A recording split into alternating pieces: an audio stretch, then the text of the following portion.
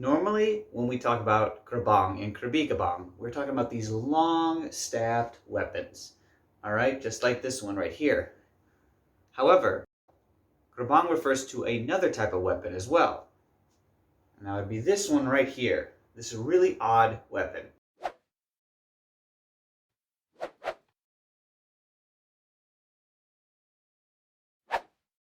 So if we look at this Krabong, as they would call it, it looks almost like a baseball bat in many ways. In fact, you can probably hold it like a baseball bat.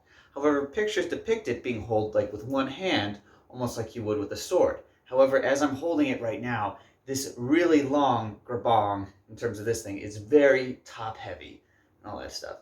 However, this one right here, I will admit, is completely made of wood, is probably meant for shows. Now, about this weapon is fairly unusual, not just the look of it, all right, but its history as well.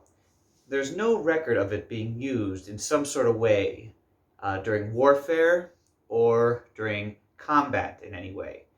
The only real depiction of this weapon that you'll see anywhere will be the demons in the story of Ramayana. So Krabong refers to a club, and this is essentially a demon club that they would go around and fight Hanuman and his soldiers as well. Hanuman would have the Mysok, or basically those wooden elbows, all right? While the demons would have either a Krabong, just like this one, or you'll see them quite often have the Krabong like this in their paintings, all right?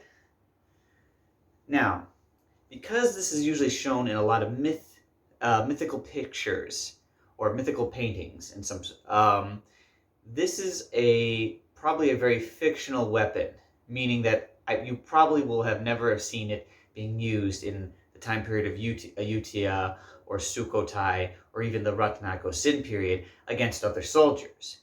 There is another myth, however, that has most likely been disproven, but is very interesting about what the use of this might have been for, and probably one of the reasons why it might be considered a demon weapon. When a new king took power, they were not going to let any of the other royal blood get in the way or get into competition with them.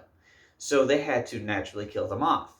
How they would do that, however, was a lot different than just simply stabbing them to death.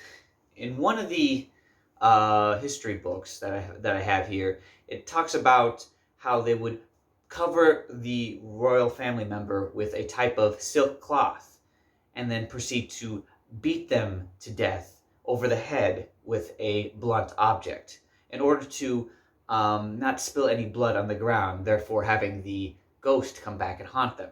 The myth behind this weapon is that it might have been used to beat the royal family member to death with this guy.